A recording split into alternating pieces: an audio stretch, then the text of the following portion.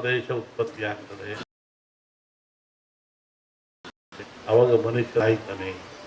ಇದನ್ನು ನಾವೇ ಇಂದು ಇದೆ. ಇದು ರಾವ್ ಹೊಡಿತು ಅಂದರು, ನೆಲಪಟ್ಟು ಹೊಡಿತು ಅಂದರು. ಇದನ್ನೆಲ್ಲ ಅಂತಹ ಕ್ರಿಯೆ ಬಹಳ ಮುಖ್ಯವಾಗಿರಬೇಕು ಅಂತ. ಇನ್ನು ಅನೇಕ ಕ್ರಿಯೆ ತಗೊಂಡ್ರೆ ಎದರ ಅವಶ್ಯಕತೆ ಇಲ್ಲ. ಇದು ಪ್ರಾಣ ಕಳೆಯುವಂಥ ಕಾಯಿಲೆ ಅಲ್ಲ. ಮನುಷ್ಯ ಭೀತಿಗೊಳಪಟ್ಟು ಹೆದರಿ ಸಾವಿಗೊಳಪಡ್ತಾ ಇದ್ದಾನೆ. ಅದಕ್ಕೆ ಸಾಯ್ತಕ್ಕಂಥ ಏನಿಲ್ಲ. ಅದಕ್ಕೆ ತಕ್ಕನಾದ ಮೆಡಿಸಿನ್ಗಳು ಅಥವಾ ಸ್ವಚ್ಛತೆ ಕಾಪಾಡ್ಕೊಳ್ಳಿ, ಬಹಳ ಮುಖ್ಯವಾಗಿರ್ತಕ್ಕಂಥ. ಈ ಧಾರ್ಮಿಕ ಆಚರಣೆಗಳು ನೀವು ಒಬ್ಬರನ್ನೊಬ್ಬರು ಕಂಡ್ರೆ ಏನಂತೀರಾ? ಆರೋಗ್ಯವಾಗಿದ್ದೀರಾ ಅಂತ. ನೀವು ಕಾಗದ ಹಂಗಂತ ಬರೀತೀರ, ನಾವು ಆರೋಗ್ಯ, ನಿಮ್ಮ ಆರೋಗ್ಯ. ಏನು ಆರೋಗ್ಯ ಅಂದರೆ ಏನು? ದೇಹದ ಆರೋಗ್ಯವೇ, ಮನಸ್ಸಿನ ಆರೋಗ್ಯವೇ? ಏನು ಆರೋಗ್ಯ? ನೋಡ್ರಿ, ನಮ್ಮ ಜನ ಎಷ್ಟು ಬುದ್ಧಿವಂತರು. ಸನಾತನ ಕಾಲದ ಸಹಿತ ಒಂದು ಆರೋಗ್ಯವಾಗಿದ್ದೀರಾ, ಶರಣು ನಮಸ್ಕಾರ, ಆರೋಗ್ಯವಾಗಿದ್ದೀರಾ ಅಂತ. ಯಾವುದು ಆರೋಗ್ಯ? ಆರು ಯೋಗ್ಯವಾಗಿದ್ದಾವ. ಆರು ಯಾವುವು? ಮನುಷ್ಯರ್ತಕ್ಕಂಥ ಆರು ಯೋಗ್ಯವಾಗಿದ್ದಾವೆ. ಚೆನ್ನಾಗಿಟ್ಕೊಂಡು ಚೆನ್ನಾಗಿರ್ತೀರ ಅಂತ. ಕಾಮ, ಕ್ರೋಧ, ಮೋಹ, ಮದ, ಮತ್ಸರ, ಲೋಭ. ಕಾಮಕ್ಕೊಳಗಾಗಬಾರದು, ಮತ್ಸರಕ್ಕೊಳಗಾಗಬಾರದು, ಲೋಭಕ್ಕೊಳಗಾಗಬಾರದು, ಕ್ರೋಧಕ್ಕೊಳಗಾಗಬಾರದು, ಆಶೆಗೆ ಒಳಗಾಗಬಾರದು. ಈ ಆರು ಚೆನ್ನಾಗಿಟ್ಕೊಳ್ಳಿ. ಅದಕ್ಕೆ ಆರೋಗ್ಯವಾಗಿದ್ದೀರಾ.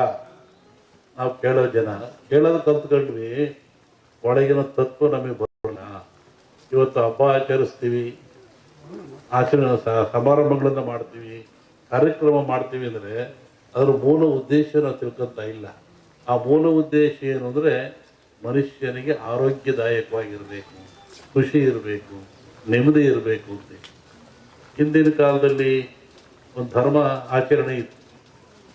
ಗುರುಗಳು ಭಕ್ತನ ಉದ್ಧಾರಕ್ಕಾಗಿ, ಸಮಾಜದ ಶ್ರೇಯಸ್ಸಿಗಾಗಿ ತಾನೇ ನೋವು ತಗೊಳ್ತಾ ಇತ್ತು. ಹೇಗೆ ನೋಡಿ, ಈ ಭಾಗದಲ್ಲಿ ಕಮ್ಮಿ. ಅದು ಉತ್ತರ ಕರ್ನಾಟಕ ಹೋದರೆ ಜಂಗಿನವ್ರು ಕುಂತಾ ಇತ್ತು. ಒಬ್ಬ ಕಾಲಿಗೆ ಜಂಗ್ ಕೊಟ್ಕೊಳ್ಳೋದು, ಮನೆಗೆ ಬರೋದು.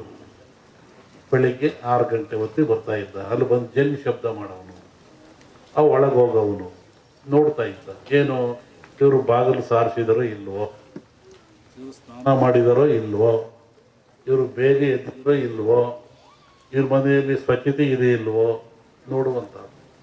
ಅವನಿಗೇನು ಅಲ್ಲಿ ಹಿಟ್ಟಿಡ್ತಾ ಇದ್ರು, ಜೋಳದ ಹಿಟ್ಟು. ಒಂದೇ ಇಡಿ ಹಿಟ್ಟು ತಗೊಳ್ಳೋದು, ಜಾಸ್ತಿ ತಗೊಳಂಗಿಲ್ಲ. ಕಾಯಿಕ ದಾಸೋಗ ಅಂತ. ಒಂದಿಡಿ ಜೋಳದ ಹಿಟ್ಟು ತಗೊಳ್ಳೋದು, ಜೋಳಿಗೆ ಹಾಕಿರೋದು. ಈಗ ಎಲ್ಲರ ಮನೆಗೂ ಹೋಗ್ತಾ ಇದ್ದ ಅವನು.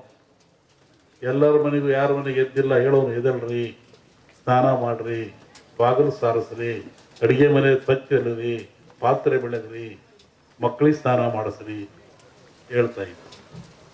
ಅವರು ಮಾಡಲಿಲ್ಲ, ಕೆಲವರು ಬಿಟ್ಟು. ಅದಕ್ಕೆ ಏನು ಮಾಡ್ತಾ ಇದ್ರು? ಅಲ್ಲೊಬ್ಬ ಮಠಸ್ಥರು, ಸ್ವಾಮಿಗಳು, ಮಠ ಅಂತಿರ್ತಾ ಇದ್ರು. ಅವ್ರಿಗೆ ಹೇಳ್ತಾ ಇದ್ರು, ನೋಡಿ ಇಂಥವ್ರ ಮನೆಗೆ ಹೋಗಿದ್ದೆ, ಅವ್ರು ಎದ್ದಿಲ್ಲ, ಬಾಗಿಲು ಸಾರಿಸಿಲ್ಲ, ಸ್ನಾನ ಮಾಡಿಲ್ಲ. ಅವಾಗ ಅವರೇನು ಮಾಡಿರೋರು? ಶಸ್ತ್ರಪವಾಡ ಅಂತ ಕಳ್ಸರು, ಮುಳ್ಳಾವಿಗೆ. ಇವತ್ತು ಅವೆಲ್ಲ ಒಂದು ವಸ್ತುವಾಗಿಬಿಟ್ಟಿದ್ದಾವೆ. ಒಬ್ಬ ಬರೋನು, ಗಂಟೆ ಅಲ್ಲಾಡಿಸೋನು, ಮನೆ ಮುಂದೆ ಮುಳ್ಳಾವಿಗೆ ಮೇಲೆ ನಿಂತ್ಕೊಳ್ಳೋದು. ಮುಳ್ಳಾವಿಗೆ ಮೇಲೆ ನಿಂತ್ಕೊಂಡ್ರೆ ನೋವು ಯಾರಿಗೆ? ನಿಂತವನಿಗೆ. ಗಂಟೆ ಅಲ್ಲಾಡಿಸ್ ಜನವೆಲ್ಲ ನೋಡ್ತಾ ಇದ್ರು. ಯಾಕೆ ನಿಂತ್ಕೊಂಡಿದ್ದೀರಿ ಸ್ವಾಮಿ, ಏನು ಕೆಲಸ?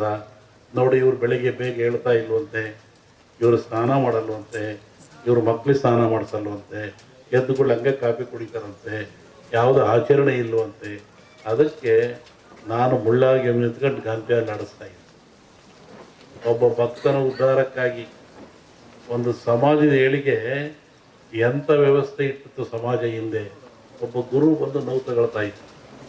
ಅವಾಗ ಅವನು ಬಂದು, ಇಲ್ಲ ಸ್ವಾಮಿ, ಇನ್ಮೇಲೆ ಹಂಗೆ ಮಾಡಲ್ಲ ನಾನು ಅಂಥೇಳಿ ಅವ್ರಿಗೆ ನಮಸ್ಕಾರ ಮಾಡಿ 4 ಕಾಣಿ ಕೊಡ್ತಾ ಇದ್ದ. ನೋಡಿ, ಕಾಯಕ ಸಿಕ್ಕಾಪಟ್ಟ ದುಡ್ಡು ತಗೊಳಂಗಿಲ್ಲ. ಒಂದಿಡಿ ಹಿಟ್ಟು ಅವಂದು, 4 ಕಾಣಿ ಇವನಷ್ಟೇ ಇಳಿದು ಹೋಗ್ತಾ ಇತ್ತು. ಅದಕ್ಕೂ ಮೀರ್ತಿದ್ರು ಕೆಲವರು. ಆವಾಗ ಅವ್ರಿಗೆ ಶಸ್ತ್ರೂಪ ಮಾಡೋದು ಮತ್ತೊಬ್ಬರನು ಅವನ ಮನೆ ಮುಂದೆ ಬಂದು ಮುಳ್ಳಾವಿಗೆ ಮೆಟ್ಕೊಂಡು ಈ ಬಾಯಿಗೆ ಉದ್ದಕ್ಕೆ ಈ ಬಾಣದಂಗೆ ಇರುತ್ತಲ್ಲ ಶೂಲ ಅದು ಚುಚ್ಕೊಂಡ್ಬಿಡ್ತಿದ್ದ, ರಕ್ತ ಬೀಳ್ತಾ ಇತ್ತು. ಮತ್ತೆ ಗಂಟೆ ಅಲ್ಲಾಡಿಸೋನು. ಎಲ್ಲ ಜನ ಸೇರೋರು, ಯಾಕೆ ಇವನು ಐನರಿಗೂ ಬೆಲೆ ಕೊಡಲ್ವಂತೆ, ಆ ಪೂಜೆನೂ ಮಾಡಿಲ್ವಂತೆ, ನೋಡಪ್ಪ ಇವನು ಅಂತ. ಹಂಗೆ ನೀನ್ಯಾಕೆ ನಾವು ತಗೊಳ್ತೀಯ? ಅವರ ಉದ್ಧಾರಕ್ಕಾಗಿ. ಇವು ಮಠಗಳು, ಮಾನ್ಯಗಳು, ಹಿರಿಯರು ಒಂದು ಸಮಾಜವನ್ನು ಸಿದ್ಧುವಂತ ಸಂಕೀರ್ಣ ಆದರ್ಶ ತತ್ವಗಳು. ಅವನು ನೋವು ತಗೊಳ್ತಿದ್ದ, ಮತ್ತೆ ಅವನು ಕೆಳಗಿಳಿತಾ ಇದ್ದ, 1 ರೂಪಾಯಿ ತಗೊಂಡು ಹೋಗ್ತಾ ಇದ್ದ. ಇಂತಹ ಒಂದು ವ್ಯವಸ್ಥೆ ಈ ಸಮಾಜದಲ್ಲಿ ಇತ್ತು. ಇವತ್ತು ಅದು ಯಾವುದೂ ಇಲ್ಲ. ಇವತ್ತು ಐನರು ಕರಿಯರು, ಸ್ವಾಮಿಯರು ಕರಿಯರು, ವಾರ ಕರಿಯರು, ಹಬ್ಬಕ್ಕೆ ಕರಿಯರು, ಅಲ್ಲೂ ಇಲ್ಲ. ಈಗ ಹುಟ್ಟಿದಾಗ ಸತ್ತಾಗ 2 ಸತಿ ಕರೀತಾರೆ. ಅದು ಇಲ್ಲೂ ಗೊತ್ತಿಲ್ಲ. ಆದ್ರೆ ಇವತ್ತು ನಮ್ಮ ಜಗದೀಶು ನೋಡ್ರಿ, ಎಂಥ ಒಂದು ಸಂಪ್ರದಾಯ ಇವ್ರ ಮನೇಲಿ 400 ವರ್ಷಗಳಿಂದ ಒಂದು ದೇವಿಯ ಆರಾಧನೆ ಮಾಡ್ತಾ ಎಲ್ಲ ಭಕ್ತಗಳಿಗೆ ನಾಡಿಗೆ ಸಮೃದ್ಧಿ ಆಗ್ತದೆ, ನಾಡಿಗೆ ಮಳೆ ಬೆಳೆ ಬರ್ತದೆ, ನಾಡಿಗೆ ಆರೋಗ್ಯ ಬರ್ತದೆ,